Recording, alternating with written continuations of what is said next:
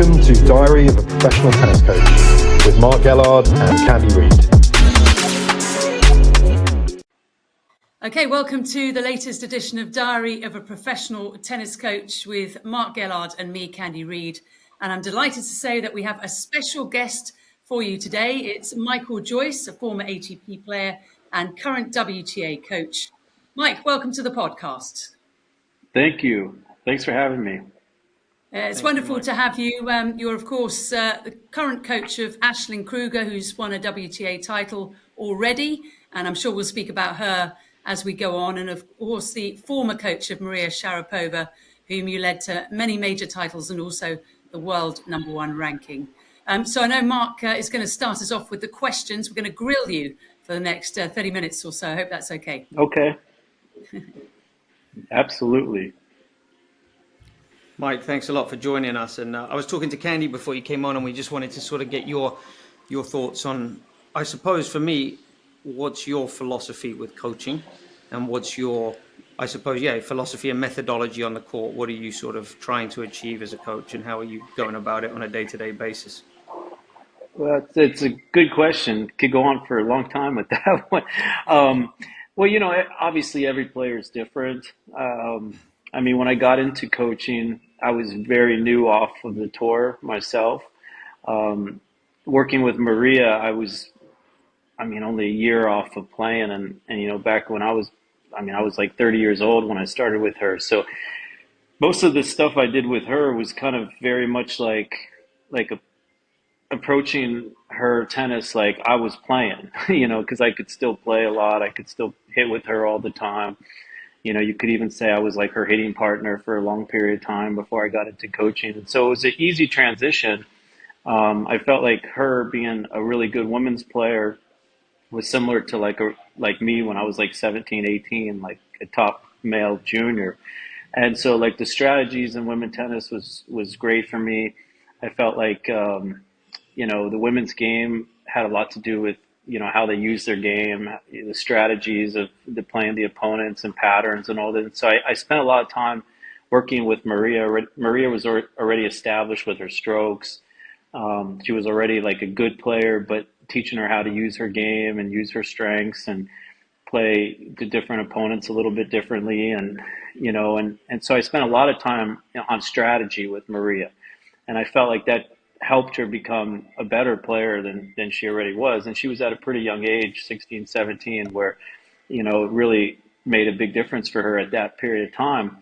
And, and then I started to learn about traveling, being on the road, kind of keeping the train kind of going. Obviously a full year on tour, you have a lot of different matches, you're playing a lot of different surfaces. And so me also learning how to improve on the road. I think that's something that's super important, especially for the young players, because you have so many weeks where, maybe you lose or you struggle, and then you don't have the luxury to go back home and practice at the country club or in your backyard. And so learning how to get stronger mentally, physically, and using your game to continue to get better while you're traveling. So I did that with Maria, and then obviously I went to work with Jessie after that. And it was a similar type thing. She was young when we started. And so I kind of brought that to her. And then obviously now with Aisling a few years, I'm trying to do the same thing. So, better than anybody, the players change, through their age, their games change, but how to use it and how to compete day in and day out and using their game against other players. So I think that's probably the biggest thing you kind of do on tour with the players, because it's hard. Once they're pretty good, you're not making a lot of technical changes. You're not making a lot of, huge adjustments like you would if you're working with a, 11-year-old kid or 12-year-old kid. So I find like the day in and day out work of kind of keeping the train kind of going is like I say, and keeping that, try to improve over time. And then the results usually follow that. Mike, a lot of people think the life of a tennis player and a tennis coach is very luxurious, very exotic. But when Mark and I discuss that, it's not the case usually. How do you find it? Yeah, that's one of the biggest things. I find that coaching, like if you're coaching at home, or you're a tennis coach. I mean, that's the thing. When you're around tennis for a long time, you can coach different ages. You can coach different, if I go home and I do some lessons with some kids or whatever, you're trying to, maybe improve their forehand or work on their serve or one aspect of their game. Or, when you're on the road and you're playing matches and then you have days in between or weeks in between, it becomes it's a lot different job. I mean, sure, you want to try to sometimes improve things. You want to, I almost find like the technical part of tennis is pretty easy to actually work on or teach. If I'm home working with a kid for 2 weeks and their backhand's like really messed up, and you can spend 2 weeks just working on that shot or the footwork to that shot, and before you know it, you've worked for 2 hours or 3 hours, right? But when you're on the road, it's constantly changing. Not only are you dealing with the tennis aspect, you're dealing with the players away from home. They're playing on different surfaces. They might be dealing with injuries. Mark will tell you, I mean, a lot of these tournaments, it's tough to practice. You go to the bigger tournaments and you maybe only have 1 hour, you're sharing a court, and then you're struggling to maybe find 30 minutes at another club. Or a lot of the players struggle with that. And it makes our jobs much tougher, in a way, because you're kind of always scrambling to get practice in or get the player to feel better or get used to the court. Or, a lot of times the girls need to play matches or practice matches against other girls, but then you might really want to have like a great practice set, and then the player you're playing with doesn't really care that much that day. Or, there's so many different aspects, and, it's kind of like every day is kind of a new challenge and a new day, and you kind of have to take it a day at a time. Yeah, exactly. Mike, I'll jump in while Candy's seems to have internet was playing up, so I'll jump in. I have a question. Sure. We in the last podcast that you just brought up something there that I was talking about. I hear a lot of players, especially on the women's side, talking about wanting equality with the males, which I certainly agree with parts of it, but you've been on. My argument with that is I first think there needs to be more equality amongst the women, because I think that a lot of the women, the top players, get a lot better or different treatment compared to others. But you've been on both ends of that now, where you worked with Maria, who was obviously at the top, and and now Ashton. I'm not saying she's not at the top, but she's not there yet. One of the frustrations I talked about with Candy in the last episode we had was my frustration at these tournaments with the practice situation, right, where the top players get such better treatment, and for me there's a commercial advantage, which I understand, which is the financial part and all of that stuff, but then the competitive advantage I find very unfair. Sure. So you've been on both ends of that. Yeah. I haven't really been on the other end where I'm, maybe if I'm coaching a top 2-3 player in the world, I'm saying I love this setup because it suits me. Right. But now you're there. What do you think about that? Should it be unfair? Should it be an even playing field, or do you think the top players should have advantages on the practice court, etc.? No, I mean, I think it should be an even playing field. I don't think it ever will be. just because of the fact that, I mean, it was kind of, it's a great question because, like you said, I've seen both sides. And so, like, obviously my first big coaching experience was with Maria. And, when you go to a lot of these tournaments, I mean, you part of the deal you could even make ahead of time is, okay, well, Maria will come play this tournament, but we have to have 2 hours on the center court by ourselves, or else she's not going to play, right? So now you're going to the tournament and you already know, like, between 12 and 2 or whatever, you're going to have that court by yourself. There's a case of balls sitting in your hotel room when you get there. If you can't play for some reason on site, they always have another site set up for you or whatever. So they're going to cater to the top players just because that's part of wanting to get the top players there.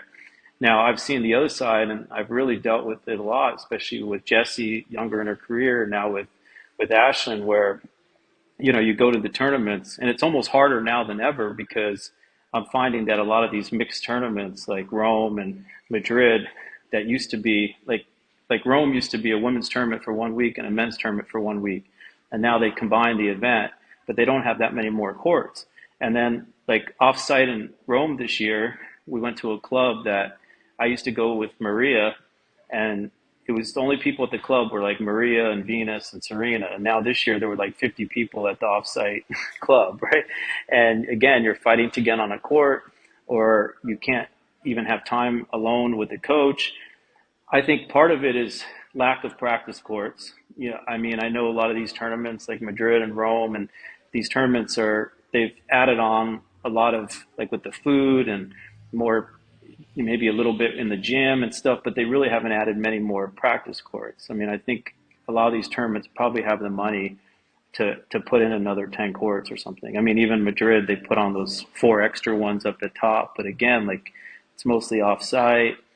You always have to play with another player, all of these things. Top players obviously have that advantage, and it isn't fair. There's no doubt. It's the same thing like you go to a US Open or Australian Open, and the top players are playing on the center courts for like a week straight, and then they play 1 or 2 matches there, and then maybe your player is lucky enough to win 2 matches, and then you play, a night match on stadium court, and it's the first they get to maybe hit there for 30 minutes, and then the other player's been there for like 2 weeks, right? So it's a huge advantage. I think it's just something Do you think that should be allowed, though? Do you think, I don't because I understand, like at the regular WTA events, you want to bring the top players. I get that, right. But they're getting that you can do that through commercial incentives. Free Sure. flight, free hotel, free Sure. extra rooms for your coaching I don't staff, think it shouldn't be allowed. fees. It shouldn't be allowed. Yeah, I agree with you. The problem is it's going to be a tough argument. I think. I mean, even it was funny. Ashton said to me this year, like in Rome or somewhere, I think it was Rome. She was like watching like Sabalenka's like Instagram or something, and she's like, "Oh my God, do you see? She's at a different hotel. She's hitting at a different club. She's like I never even see her, because that's another thing too. Like even with Maria, like Maria didn't like to stay at like the player hotel. Even big tournaments, she just didn't feel like going down to breakfast and seeing every player like she does at lunch or whatever. And I think that's an advantage too, to be able to like be at your own hotel. Maybe the hotel even has a court, right? And then maybe, or whatever, or you go to a club that nobody's at, and then you pretty much just show up a couple hours before your match, you warm up, maybe you hit on the court before the tournament, whatever, but you're like doing everything away from like the zoo that we're in constantly, right? And that I think has a big advantage too. But I do think the practice, there needs to be something to do with the practice, because I've been especially this last trip, these European tournaments, I've been fighting like nonstop just to get, an extra hour, 30 minutes, or God forbid Ashton wants to go practice her serve, like you're fighting 3 people on the court, and then somebody else wants to go, and I feel like the top players have that advantage at the tournaments, and there should be something done with that, because it's a huge advantage for them. And it's usually just like a few days before the tournament, and then obviously maybe like the first week or the first 4 or 5 days, because, once you get later in the tournament, it starts to, kind of spread out. But it's before the tournament, and these mixed events I'm finding to be really difficult, because you're not only fighting with the women, like you said, but you're also fighting with the men as well. And the practice time is tough, really tough out here. And it's Mike, a big with your advantage because I've been on background- the other side. Yeah, I was going to ask you, because with your background, having coached Maria, and what a huge name, and then of course Jessie Pegula, now one of the world's best, does that actually help you when you're asking the tournament organisers or the practice desk to get extra court time or get a better Not at hotel, all. or it doesn't? Zero. No. Zero. It's Even pretty if you give them a amazing. wink? Most of the, yeah, you'd be surprised. I mean, I very seldom run into people who like helped me when I was with those players that like help me now. Very seldom. I mean, one of the big problems I find too with the practice at these tournaments, Mark will tell you, a lot of the times the people that are doing practices don't know who anybody is, or it's somebody new. Every once in a while you go with like Indian Wells, there might be a few of the same people, or those Spanish women that they're like in China and they do Madrid. I think they maybe did. They did Madrid. So Yeah, maybe they have Naomi and her yeah, sister do Naomi, those right. ones, So yeah. they have a pretty good idea of who's who to an extent. but like I would say 90% of the tournaments, you're dealing with people who maybe just did practice. It's their first time doing it, or maybe they've just done it for a year or two. And I would say they don't know majority of players. I mean, and so, and then there's a lot of like people call up and they'll put in somebody's name that's not even in the tournament, or they're, because I can understand the coaches are kind of fighting to try to get what they can for their players, but I find like the organization is a lot of times off. So I haven't found a tournament where I've gone to where they're like, somebody's like, oh, you were great, 10 years ago, you helped me out. Can you help me out now? I mean, what I do find that probably does help me at times is that I've been to a lot of these tournaments before. So sometimes I'll know like an offsite club, or I'll know people at a club that I maybe used with Jesse that I go back to, and then they're like, oh yeah, sure, you can use our courts, because they remember that I was there. But on site at the tournament, I haven't had much luck with that.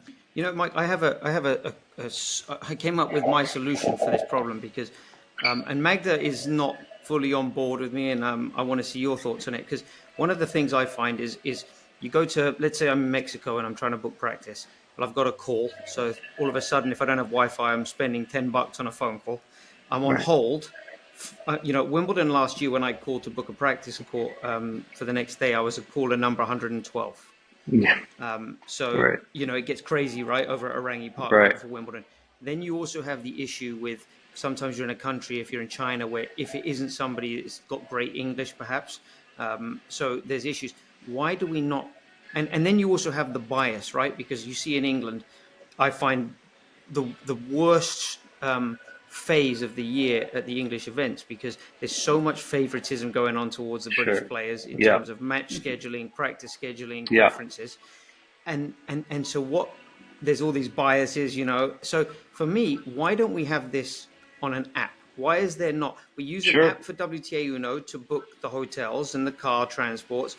We have apps when we fly, we go on apps Yeah. to book our flights, to do everything. Why not have a WTA app that then it's very simple, that everyone gets the same allotted Right. amount, that the app has no bias. You can be in any country and you can be getting off your flight and just, do it on the app. I think something like that would solve a lot That of would be problems. great, for sure. That would be great. I mean, it would be fantastic. I just feel like it's like the tournaments like that they have this bias. I mean, I dealt with it in Nottingham last week. I mean, I was like, the first 2 or 3 days we were there, I mean, we practiced 4 on a court like 3 days in a row, and then you're walking by and you see the British players have their own court, and I say to the guy, I'm like, we can't just have 4 on a court every single practice. Like, my players in the main draw, singles and doubles, just like they are. And then he's like, acts kind of like he doesn't know what's going on, or, it's like, it's almost like, and I think the tournaments a lot of times like the fact that they have control over that, or the bias. And I think it's wrong. I mean, for sure it's wrong. It's just like, but having an app or something would definitely help, for sure. Just to follow up on your point there, in Hertogenbosch about a week ago, we arrived the first day and we get on half a court there for an hour, which is fine to get a feel for the grass for your first practice. But the next day, we had again a practice. We were only allowed to book an hour, 4 on a court. When we went to that practice, Osaka was on one of the match courts, and she started an hour before us.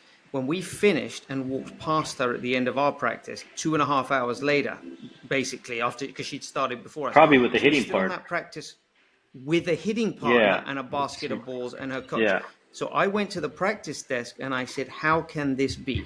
And she said, well, what's the problem? So we get into a back and forth. And she said, the problem is, Mark, that you're complaining because you want a whole court. And I said, no, not just Magda wants a whole court.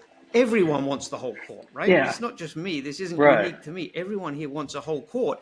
But you could achieve that goal if you spread this out. But again, it comes down to the fact that they've probably promised Naomi this much time on this court, but it shouldn't be happening. It shouldn't be happening. It's corruption. And it's a huge advantage. It's a huge advantage. And then like what people don't realize too is like we have to then hear like the complaints from our players. Like maybe Magda's a little bit more experienced, so she understands, but a lot of times, I mean, Ashton's pretty cool with it. But a lot of times, it just puts her in a bad mood where I'm like, oh, okay, well, the guy said tomorrow he promises we're going to get a court alone for an hour. I mean, that's all we're asking. With another player, it's fine. Just one court. And then also the next day you find out you're four in a court again.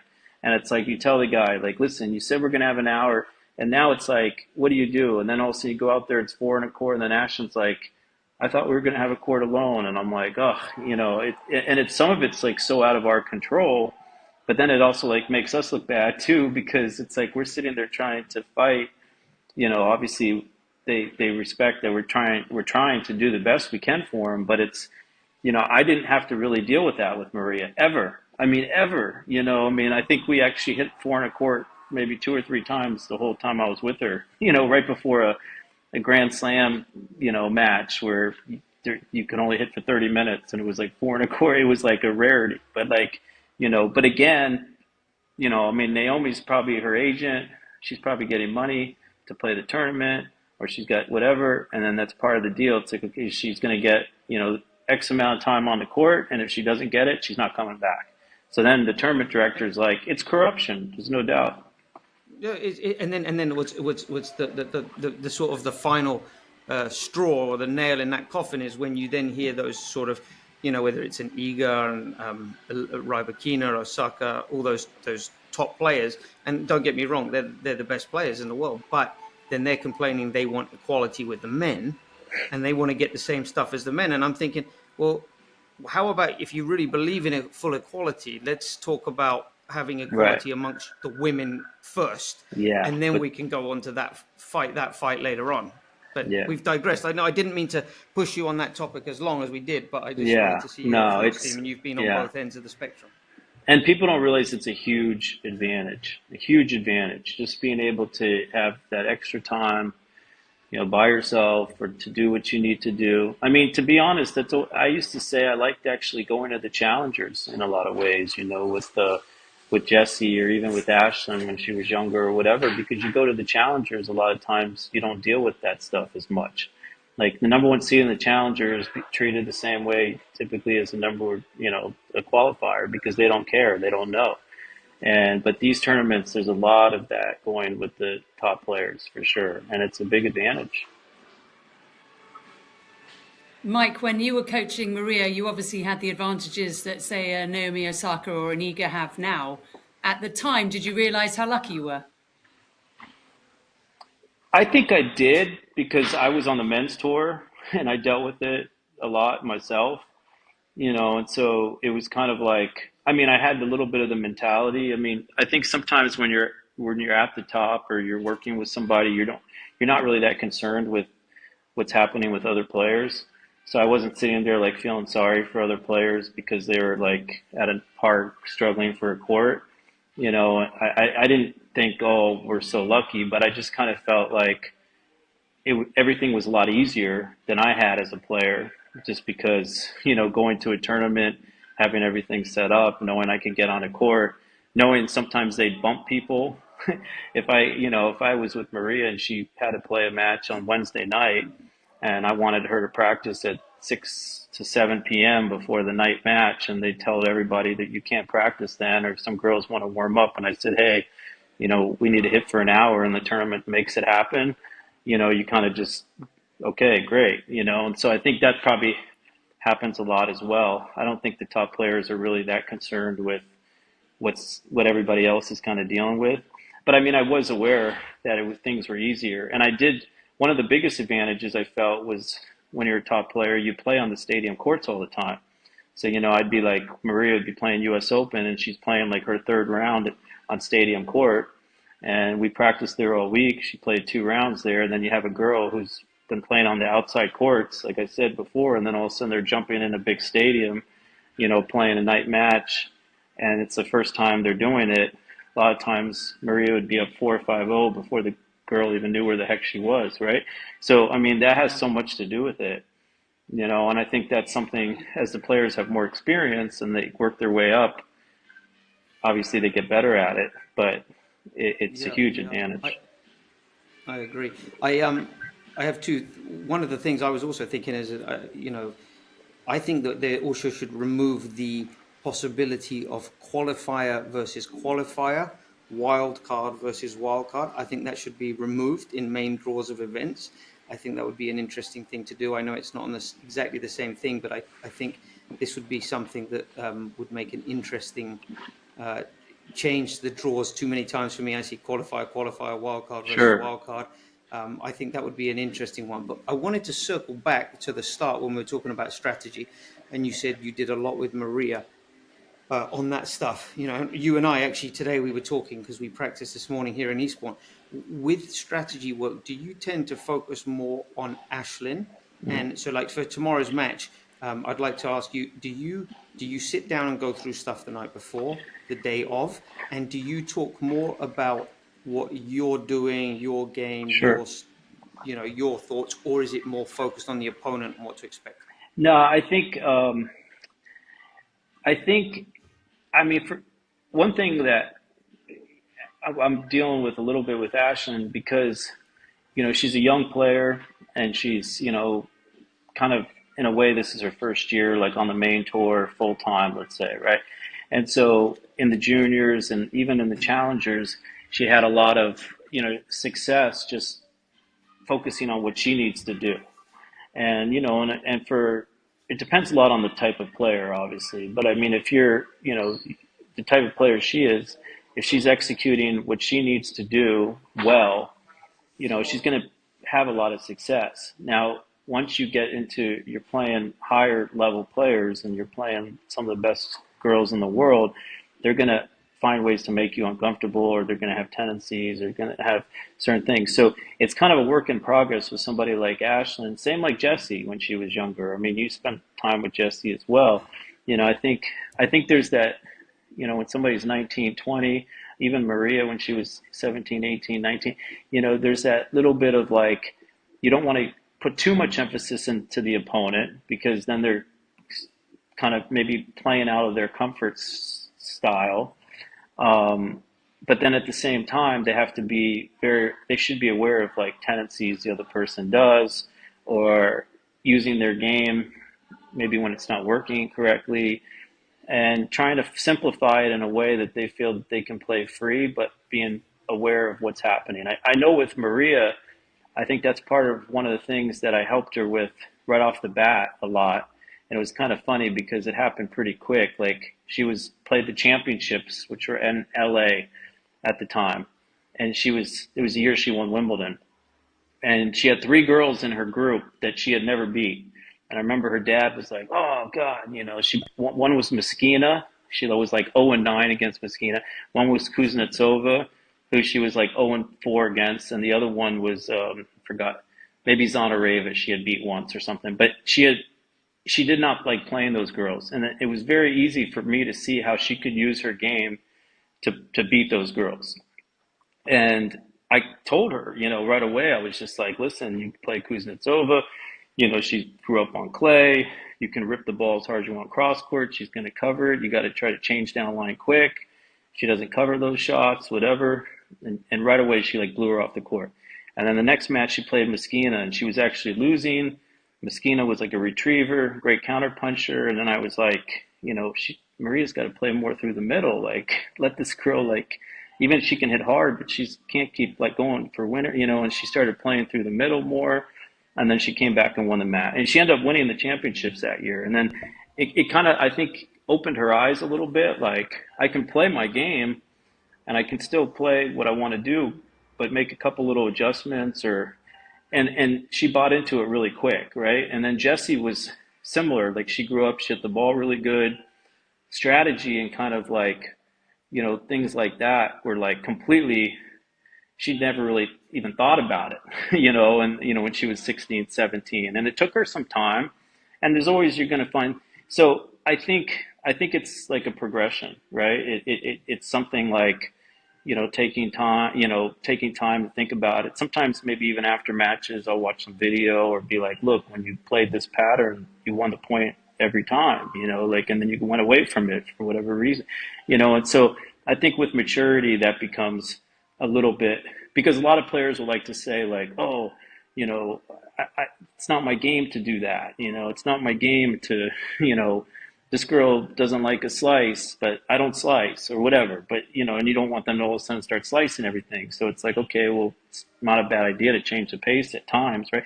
So it's like finding that kind of, I think maybe guys are a little bit better than that in some ways because I think they, I was just going to ask you yeah, because you're obviously a great player, and I played very, very average college tennis. But would you agree that one of the observations I have when I've coached the girls, which is my main career path so far, but sure, when you occasionally with the guys in an academy, you take them to tournaments.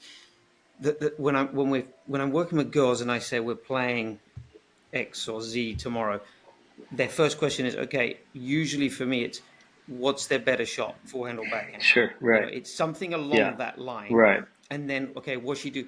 Whereas the guys tend to, for me, they want a little bit more of a game plan yeah, rather than just knowing what the other one does well or not so well. So yeah, you played at a high level. What would you say? And then the second part to this point is I've the one thing I've struggled with is the empathetic part, is understanding that for me, I would have wanted all the information available to me right, before I played you in a match. I'd want to know, I'd want to see sure, video of you. I want video of me knowing when I do things well. I'd want some stats. I'd want to know a game plan. I don't just want to know Michael's forehand was worse than his backhand or whatever it was. I want to know, give me a plan. right, Whereas the girls tend to be a little bit more, just tell me what she does well and not well, and they don't want too much right. data. Or that's my observation. Is that what you feel, and was how were you as a player? Yeah, I mean, I think how I was as a player, I always felt like, I mean, in some ways, I liked the challenge of if something was difficult or like I had to figure something out, I like that. Like I like the challenge of like, okay, well, this guy, you know, this, this guy doesn't like when I, come to the net more or I take a second serve, whatever, come in, like this is working. And then when I found something working, I would do it all the time. Like, if I could break down a guy's, weakness, I would like want to do it. Right. And then also, like you said, I would try to, if it was almost too easy, or if I could just play my game and win, it was almost like boring for me. So I like the challenge of trying to figure things out. I like the challenge of trying different things. I think sometimes girls focus so much on how they're feeling, how their game's feeling, sometimes too much. I think that's also maybe like a defense mechanism in a way, because they just feel, because I've worked with girls and I've seen girls who are doing something that's working and then they just stop doing it. And you're like, why the heck did you stop doing it? And they don't even really know, or they start to focus internally on, you know, something and they lose focus. Or, I mean, I think that's where like maybe the coaching helps a little bit now, but then it's, you sit there and wonder, like, can't they see, like, if they do this, like it works every time, and then you wonder, like, why did they go away from it? I think that's why you see a lot of women's matches, where girls have leads and I don't think it's always like, nerves. I think a lot of times they go off the game plan of what's working. And I think also maybe they don't adjust as quick. I think there's some that do. I think, obviously a lot of the top players do it pretty well. But you hear a lot of like even the top players, they're like, well, I'm going to play my game and, it should be good enough kind of thing, and I think I, I like the aspect of being able to change strategy or figuring stuff out. Or if it's windy, if it's windy, it's like, I used to love playing in the wind. I used to love, like, if things were difficult, I felt like it was a challenge for me. It made it more fun in a way. But that's kind of probably how I got a lot out of my game, more than I probably should have, because I had that mentality. But I also grew up, my dad used to, when it was really windy, he'd be like, oh, let's go practice because you're going to play a match in the wind, or, and so forth. But to me, that made tennis exciting. I think it's easy now. And I find in the women, they tend to not want to think that much that way. I mean, I like players that do. I mean, Jessie is a good example. When she was real young, she didn't like to talk about strategy that much. She didn't really think it was that big of a deal. And now I think she's one of the smartest players out there, to be honest. And I think I really helped her go in that direction. I mean, she talks to me all the time about like strategies and different stuff. Like she'll just start pick my brain still. And I'm like, is this the same girl, right? But she's also 29. She's not 18, right? So I think that's something again. I think coaches could probably do a job with that with kids when they're younger. I think a lot of that has to do with how you're brought up, what you focus on a lot when you're younger. My dad was more of like a strategy first than strokes and game, and I think a lot of coaches, especially now, they're so into like this technical and the strategy. Technique. Technique. I mean, you go on YouTube, every lesson is technique and strokes Yeah. and this, and there's not a lot of talk about strategy and, figuring things out and using your game the best against somebody else, because that's ultimately every day you're playing an opponent. And so maybe you don't feel good one day, but if you're smart and you play the right way, you're going to get through. And then maybe the next day you feel better, whatever. But I was always more that type of mentality. And a lot of players I coach don't like that as much. And I think it's just partly how they're brought up. Do you think, Mike, going on to that point then, I was going to ask you about the tennis parent, because obviously Maria Sharapova's dad was very much involved and you had to work alongside him. Do you think that's one of the reasons that perhaps women and girls don't think that much on the court, because maybe they've been told what to do as opposed to thinking what they should do by themselves? For sure. I mean, no, definitely, definitely. But I also think, I mean, I think it, I mean, I think it, yeah, I think it has a lot to do with the parent, the coach. I mean, a lot of parents are coaches. I mean, especially when they're when they're kids. I mean, Maria's father was into strategy a lot, but he also, the strategy changes as you get better. When you're like a junior, strategy could be pretty simple, like, hit a little bit more spin or hit it out of their strike zone, right? But now all of a sudden you're playing somebody who's a higher level, then the strategy becomes a little bit more, most girls, I mean, one thing about the guys too, that in general, guys, serve bigger. They maybe they can come to the net more, they slice, more variety, so, from a young age. So, a lot of times, I mean, when I was like 15, 16, I had to start to learn, like how to cover a certain serve that somebody likes or read the toss on the serve. I mean, with Ashlyn, I remember she played a pro tournament when she was 16, and I won't say who she played, but she didn't actually know. I kind of had to teach her how to like read a toss when she was like 17. Like she didn't even know that existed. Or like the girl was acing her every time the same place. And after the match, I'm like, didn't you realize, yeah, she has a big serve, but you got aced in the same place like 10 times. Like every big point she served there. And, and she like almost didn't know what I was talking about, but I was kind of taught that at like 12 years old, 13 years old, because I was starting to play big servers at 12, 13 years old. And she learned, and, obviously now she knows that, but that's kind of like, I mean, even when I worked at USTA for a couple of years, I worked with a lot of girls that were like 15, 16, 17. And it was interesting to me how a lot of them didn't understand those type of strategies, but then also they didn't really play players that would want them to do that. It was more like the strategy is, oh, okay, like Mark said, hit to their backhand, their backhand's going to break down, or, maybe change the pace or hit some high balls, or, but they're not thinking. So I think that's also part of becoming a better player, learning the different strategies and learning how to, again, use your game, to, one of the big things, like I did, actually, this is funny. There was this guy, you'll like this story. There was this guy, Mark might actually know him. His name was Tim Kaploon. He lives in LA. He's probably older now. He's probably like 40, but he was this like little black guy who could get every single ball back, never miss a ball. He didn't have much of a serve. He was trying to play on the tour a lot, but he never could like win more than a couple points, get a couple ATP points or whatever. But I remember he used to play with Maria a lot, and he would drive her nuts because he could get every single ball back. He could change the pace. She wasn't that great at like coming in at the time, taking balls out of the air. Plus she would try to rush, and he was killing her all the time. And then one day I got in like the biggest fight with her, And I was like, I could play this guy right now and beat him 6-0. Like, this is ridiculous. And she's like, no way. And then I did. I was, 34 years old or something. And I beat the guy 6-0, like in 15 minutes. And she was like, this is ridiculous. And like left, whatever. And then she eventually learned how to play him and then beat him, which helped her play like Henin and these type of girls. And then I didn't see the guy for about 8 years. And then when I started working with Jesse, he popped back up. And I was like, oh my God, you got to play with Jesse. And it was the exact same thing. He was killing her. Like she was ready to like quit tennis, right? And then he must have played her like 20 sets. I mean, if I actually mentioned his name to Jessie, she's like, oh my God.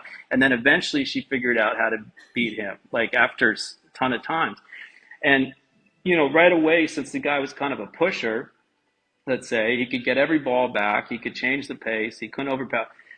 The girls start like, panicking or start go for clean winners, or they start to come to the net when they shouldn't. It's hard to find that like, okay, well, the guy isn't going to miss, but he's also not going to hurt you. So you can like take your time, you can wait for the right opportunity. Then you have to come in. If you don't come in, you're not going to beat him, but you have to do it like strategically. Right. And they played with him enough to where they actually started to like take it as a challenge and then learn how to beat him. And it was amazing. And then Ashton never played with him, but I got some people similar. And it was the same thing when she was like 16, 17, that type of player would drive her insane. Right. And then eventually she learned, like there's a girl that plays on the tour, Carly, that girl Carly, she kind of plays like that. Yep. And like I saw Ashton lose that girl like 1-1 indoors, like when she was like 16, and then eventually last year she beat her, right? So it's the same kind of thing. But that to me is like strategy, right? Like you're using your game, you're playing your game, you're not going away from the things you don't, but you have to be maybe a little bit more patient, you have to wait for the right opportunity. That stuff is a learned skill. And a lot of times if you're not, practicing against that type of player and you're not, understanding how to use your game against that type of player, that's probably one of the toughest players for especially young girls to beat because, in the juniors or whatever, you can just hit the ball and eventually the other girl's going to miss or you could overpower them or whatever. But I find that story kind of funny because I saw it happen to Maria and Jesse like back to back in like a 10-year period with the same person, right? So to me, that's a good example. It's such an interesting one because based on that, for me in tennis, it's very simple. You need to, and I tell this to Magda, I say, the goal is you have to figure out how you're going to win most of your points. Right. In a match, the girl might double fault. She's going to miss a few, make some unforced errors. But if we need 48 points to win a match, how are we going to collect most of those points? Based on your observations there, would you say there's a British public figure, Stephen Fry, and he made a comment years ago that I always remembered. He was talking about chess. He's an intellectual guy, and he said, the best move in chess is not necessarily the best chess move. It's the move your opponent least wants you to make. And I thought that was a really interesting point because it's, in many ways in tennis, it's sometimes about not putting the ball where you want to put the ball, but where the opponent doesn't want to receive it. That's right. Would you be a proponent of bringing back or reintroducing on-court coaching at the WTA Tour? Because we used to have it. Yeah. And they took it away during COVID for obvious reasons. They've sort of reintroduced or reestablished match coaching with the off-court where we can talk somewhat with, but it's small though. It's like, it's like a little reminder. I don't feel like no. Right. It doesn't feel like I could affect the outcome of the match like maybe in the past when I can get on the court with her for 90 seconds and actually have a back and forth. Would you be in favor of bringing back the on-court coaching at the WTA level? I think the on-court coaching was great. I think the fans liked it because also now like the fans don't really know what the coaches are saying. And like you said, it's difficult. I mean, they come over for 5-10 seconds. It's usually like a reminder. I mean, I did a lot of the on-court coaching with Jesse because that was when like the heart of it was. I mean, the last couple of years with Maria is when it started.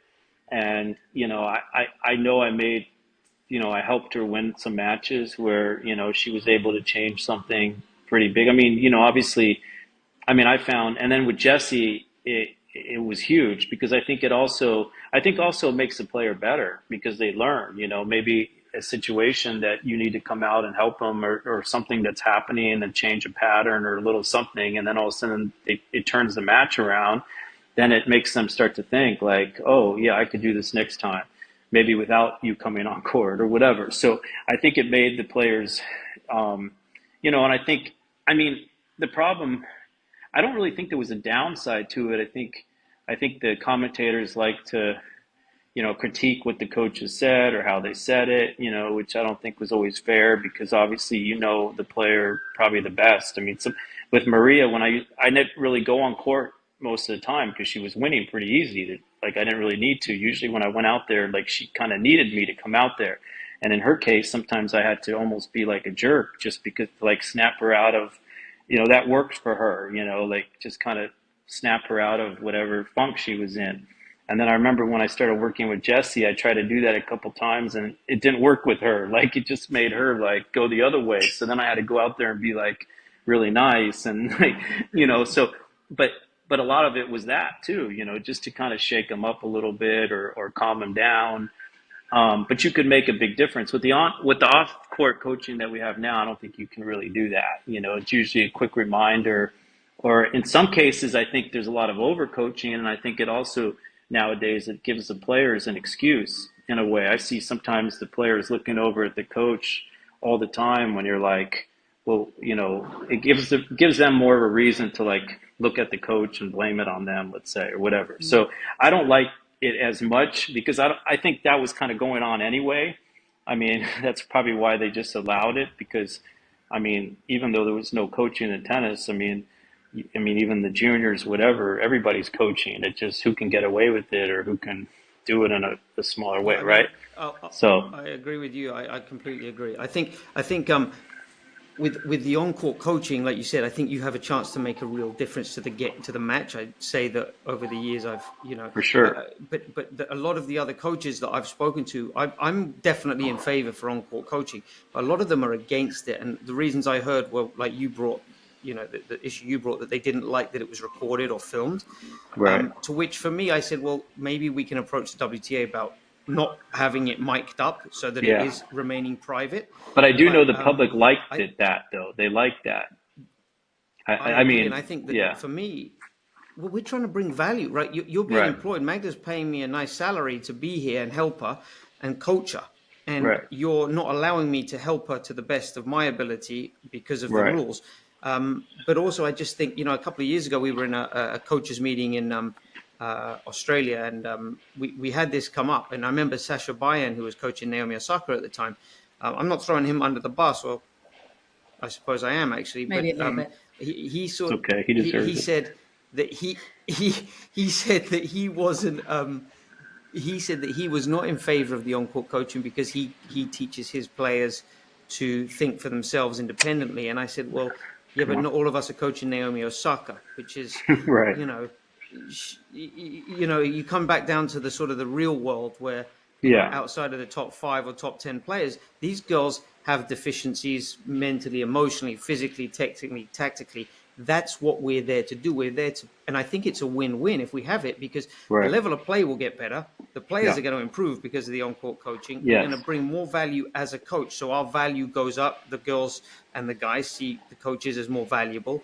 And I think it provides more entertainment. I know I digressed off the subject there, but it just... I agree. I was actually, I don't even know why they even took it away. Was it the COVID and stuff? Because COVID, they said they it just needed kind it of to be phased out. Right. Because I always got very... Yeah. Sorry. No, sorry, I mean, Mike. I was just enjoyed going watching... to say there was a big thing in the LTA with Sam Sumik talking to Garbina Muguruza, where he was pretty tough with her, which it sounds like you were quite tough with Sharapova from time to time when you needed to be. But that sort of went viral, didn't it? But I mean, they still do it with Rybakina's coach now, even though they don't have the on-court coach, and they're always ripping on him for stuff. I mean, the thing is it's, listen, I know for a fact, like, every player needs different things, right? I mean, Maria and I had an unbelievable relationship. Usually if I did say something, it was like something to kind of get her going, like almost funny, but like, come on, one time I think I went out there and she lost the first set 6-love, and she was like a deer in headlights for whatever reason. and I told her she should like get out her checkbook and give her appearance feedback and or something, and she was like, like basically F you, and then like won the next two sets, like one in love, and then we were like laughing about it later, right? But then that could be like, oh, he's an idiot or asshole for doing that. But in that case, that's kind of what she needed at that time. It's the same thing with, I don't know much about Rybakina's coach and her, but they seem to have a pretty good relationship. But then people are ripping on him all the time that he's saying, he's tough on her and different stuff. I mean, basketball coaches, football, I mean, you see stuff that they do. And, I mean, I used to be friends with Maria's fiance years ago, Sasha Vujicic, he was playing for the Lakers for many years. And he said, like, Phil Jackson treated every player completely different. That was like his genius. Some players he had to be like unbelievably nice and barely tell them anything. Other players he was kind of in their face. And like Sasha said, he would do it in a matter of 10 minutes, like treat every single person different, right? So if you have a player, I mean, I think if you have a pretty good, if you're a coach and you're working with somebody for the first 2 weeks and you're going out there yelling at them, and then whatever, maybe it doesn't work. But I think a good coach is able to kind of figure out, how to get their player going, especially in pressure situations. And like Mark said, the players are paying us to do that, and then you have somebody who's commentating and they're just like taking in what they see and then they have to talk about it. So, I don't think the coaches ultimately care that much, right? I mean, if you're being paid by the player, I mean, I went on court many times and I had, people are going to speculate that I said the right thing or that I said, usually the coaches can see what's happening. But again, like how much information do you give? How much, what's the right information at the right time? All that stuff isn't, but I think it does bring value to the sport for sure. I mean, I used to like watching matches and the coach was coming out. I'd be pumped to hear what they said and maybe even learn from it, whatever. So I think Exactly. every other sport has that dynamic. And I don't see why tennis, if they're going to go in that direction, it should be done probably that way, like Mark said, for sure. And it's funny because start a petition. we sit and you see Yes. yeah, you see so many of these people, these armchair coaches, talking about, for example, things I've said on the court to Magda in the past. But if you take certain comments without context or in isolation, anyone can look kind of stupid. But I know, for example, that Magda that day, or the player I'm working with, is struggling with a down the line shot because Right. yesterday we worked on it. I said something that she didn't like. Now it's in her head. So when I have to go on and do that on-court coaching, I've got to say something to relax the tension or get that out. Things that people, there's so many things that other people watching don't know. But again, it's like me and Ian said the other day. We said, when we watch Magda, me and Ian have never lost a match sitting in the chair watching. Sure, I mean, of course. we're like 100% wins sitting in that chair. So Right. it's always easier to do it from the sidelines. But yeah. Yeah. Yeah. I mean, and also you got to realize that coaches, a lot of these coaches that are with these players, I mean, unfortunately, maybe not as much as we would like, but, a lot of these coaches are with these players for a long period of time. So you kind of know, you should know what the player can think about, how much they can think at a certain time.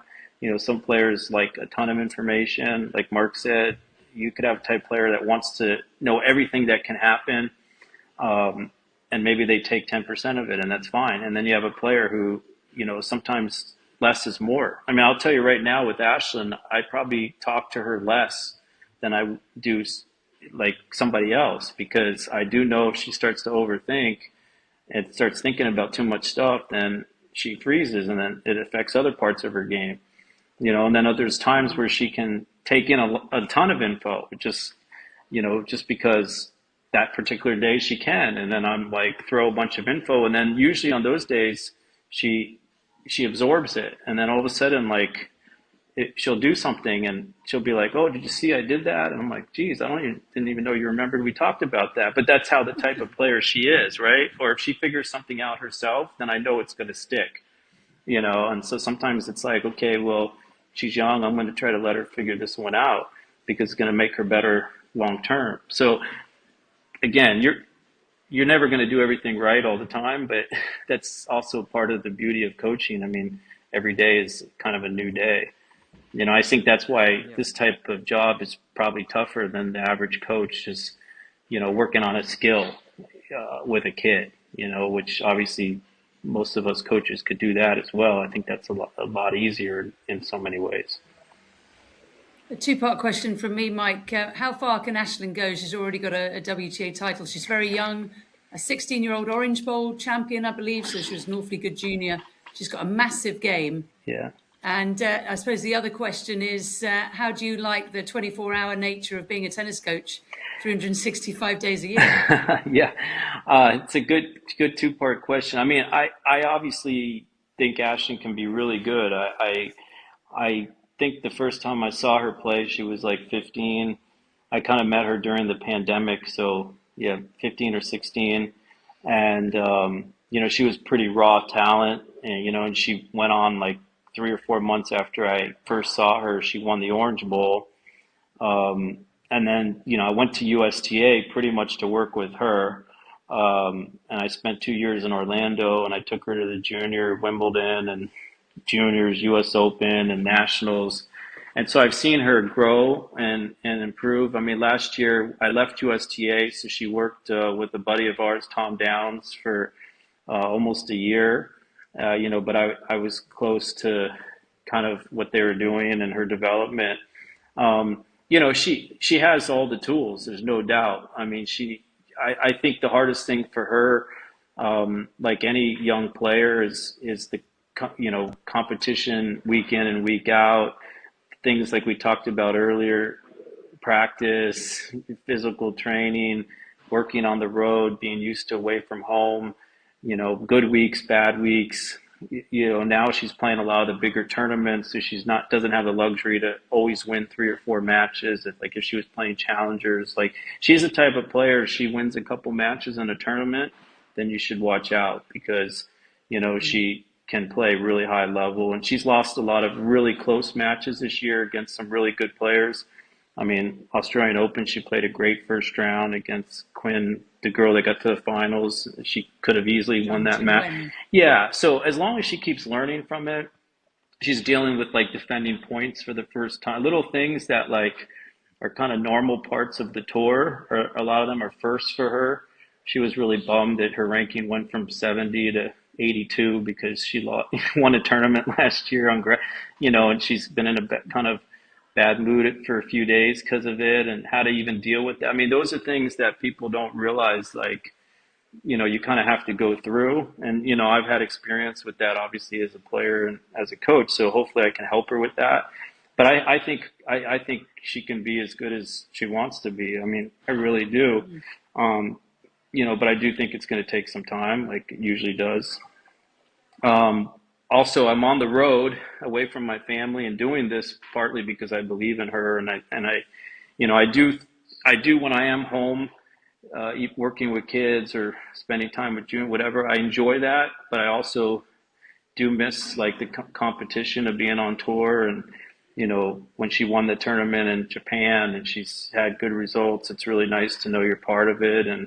And I look back at my time with Jessie when she was younger, I mean, and seeing all the good things that she's done and know that I helped her get to that, in a lot of ways, makes me feel good. Same like Maria. So, I mean, I love tennis, and to me, just, helping the player. But I think ultimately what Mark and I do, even though it's tough and traveling and there's a lot of tough things, there's no doubt. But I do think that's the ultimate, to see somebody you work with have, feel really good about their results and do something really good. I think that's ultimately what, probably drives us to do what we do, for sure.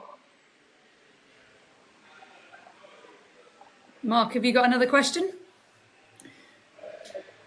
I think we could probably speak with Mike all day. Yeah, for sure. Now, we've lost your audio, Mark. I don't know if Michael can hear you. Yeah, I lost that last question. I didn't hear that. Now I hear it. It helps if I wasn't very smart. I pressed the mute button. I was having to clear my throat. Sorry. Yeah, no, I said I concur with Mike on everything there, and I think that was, I mean, Ian said it to me once, and he said, you have to remember sometimes that you're living someone else's dream, and I think that's pretty true. So it's as much as I complain, and we have days where it's frustrating, and it's not an easy job in many ways. It's also a very, very nice job. It's a satisfying job. It's a privileged position. So I definitely think when there's more bad days and good ones is when I'll think about stopping. But for now, I enjoy the challenge and trying to be a better coach. Yeah. Mike, I have one more question before our listener question for you. I think Tom Hill talk about this, who I know, I'm Sure. sure you know Yeah. very well indeed. But he was, I believe, a hitting partner for Maria in his early career, hired by Max Eisenbud, who apparently told Tom, he said, when you practice with Maria, don't even bother talking to her at the beginning. Don't bother. And then after the practice, she'll be very nice to you and you can talk about anything you want to. And he said he walked on court and it was exactly that. She didn't say a word to him through at the beginning of the practice, the middle of the practice, at the end, That's so funny. friendly. Does that sound right? It's funny. I mean, I have a funny story real quick. So I met Maria when she was 9, like briefly. I was taking a lesson from Lansdorp because he was my coach. I was probably 25 years old, and I'd come home from the tour and I'd take a few lessons with Robert. And so one day he said to me, he's like, "Oh, I got this 9-year-old girl who's coming after your lesson. Can you hit with her for 10 minutes? She'd love it." And it was Maria. So I hit with her when she was like 9. And and then I actually kind of knew her some, and I gave her some tickets to like a match in Miami or something. And then when she was like 15, is when I was still on tour, but my mom was sick, and so I was spending a lot of time at home in LA, and I was just trying to make some extra money at home. And so she was coming out to work with Robert, and so Robert's like, "Hey, Mike, can you come play Maria a couple sets?" And and I was like, okay, well, I charge $100 an hour, whatever I was doing. And he's like, that's fine. And I said, okay, I'm going to play her. Like, what should I do? Cause I was still playing pretty good. I was like 20. He's like, kick the shit out of her. And I was like, what? He's like, just beat the crap out of her. And I was like, okay. So like, I go play her and like, I'm beating her pretty bad. I could drop shot anytime I want, whatever. And she's fighting for like a game, right? Like, and I feel like a jerk too, like, and I probably the first probably 8 times we did that, I beat her like 1 in love, 1 and 1, 0 and 1. And it was the same kind of thing. Like I'd come out, she would be friendly enough, but I'd beat her like 1 and 0 or 1 and 1. And then maybe I'd tell her a few things after, whatever. Then she'd want to play me again. And then I'd do it again and do it again. So that's kind of was my introduction to her. And then obviously when she was like 17 and I started to play with her more, at that time we had I still was beating the crap out of her, but I was also then trying to like help her, and I think partly because I could do that, she was really interested in like what I had to say. I'd be like, because, that's one thing as a guy, if you're pretty good and you're playing with somebody, I don't care who you are. If somebody can beat you pretty bad, I think you're more apt to listen to them, right? And so I'm not surprised when I hear good hitting partners become good coaches, because I know Maria could never really argue with anything I had to say when it came to strategy or anything, because I could kick her butt the first 4 or 5 years I was with her. And then I remember she finally took a set off of me like the year before, like she won the U.S. Open, and it was the greatest. Till this day, I've never seen her so happy. And she called Max, she called everybody. I never could live that one down. And then she won the U.S. Open. 3 days later, the U.S. Open started and she won it. So I was like, yeah, I gave you the confidence, And then slowly I stopped playing her little by little, right? But I do. That story doesn't surprise me, because I do think there is a lot to say for that. Even with Jessie, I didn't really play her like sets, but I still was good enough to play her like a lot of half court game, different stuff where I could beat her pretty bad, and then you're going to listen to that person probably. So I definitely think that helps for sure. All right, brilliant. Let's play our listener question now. Hopefully, Michael, you and Mark can both answer this. This is from Lars Hansen from Denmark. I hope you both can hear it. Hi, Mark and Candy. Thank you for your outstanding podcast. I would love to hear what your top tips are on how to deal with anxiety before and during a tennis match. I think it's a problem that many of us encounter. Thank you very much. Yeah, I mean, I'll start. I think again, every player is different. Every player has different type of anxiety. Um, I think that's where routine helps a lot because I think anxiety is going to be there. I mean, if you want to win, and you care, you're going to be nervous. I think it's always a little bit different. I find that like sometimes first rounds, maybe players are a little bit more nervous than later in the tournament. And then maybe before a big final, you have a different type of nerves. But I think they're good things. I think routine is really important. I think, I mean, a lot of like warm ups I've done over the years with players, it's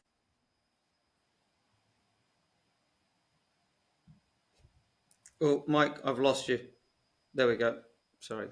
I was gonna say, I think a There lot you of go. You're good players now. are, Sorry. yeah, I think a lot of players are like superstitious, where they like the same kind of warm up, the same player maybe to warm up with or hit with you, or a lot of times that's where they'll eat dinner the same place the night before. So I think routine helps a lot with that, and I think just being able to realize it's part of the game and it can be a good thing. I wonder about a player who doesn't have any nerves at all. Like, how much do they really care? So I think it's normal.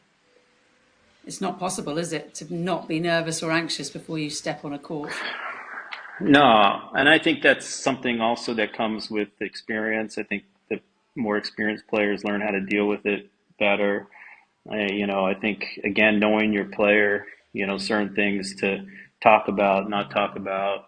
Like I said, I think routines are really important. Most of the good players that I've worked with like to kind of, as much as you can, try to do the same thing, like before the matches. I think all of those things kind of help with that nervousness, anxiety. And Mark? Yeah, I'd agree with that. I think knowing the player is really important. I think, Mike, maybe that Ashlyn, right before the match, she needs you to make her laugh, or maybe Right. she needs a bit of space to be alone, or maybe you need to give her a few reminders. I think anxiety is really driven by fear of something that will happen in the future. So having a plan, Yeah. being prepared, I think was a good way for me when I played at a college level. Just having a plan gave me a little bit of comfort, knowing that I could, have something to, because there's always that, I think every single player has fear of what happens if I lose, and what happens if I lose badly and I get embarrassed, and these thoughts go through your head. So having a plan, being prepared, I think is really important. And I think the coach there has to do a good job of knowing the player and how they prepare. I mean, I know from my side, when Magda very few times over the years said to me, I say, how do you feel? And she says, no, I'm not nervous. It's tended to not go well for us. Right. So I need the nerves. I need her to have that nervous energy, because that nervous energy is that fight or flight of being ready to go out there and put it on the line. And I think it's important. You almost don't want to lose that, for me. Yeah, If for so. sure. All right, final question, Mike. You reached the fourth round of Wimbledon, I believe 1995, if I'm Yep. not incorrect. So what's the key to playing well on grass? Yeah, I always, it was actually funny. The first time I played on grass was Junior Wimbledon, and I got to the finals. And that year was 91, and I didn't, the tournament before, which was Surbiton, the junior tournament before, it rained the whole week, so we didn't even get to play on grass. We played indoors. And I remember my first match on grass was first round at Wimbledon, and I ended up reaching fourth round. So my game transferred to grass pretty well. But I grew up on Southern California hard court, fast hard courts.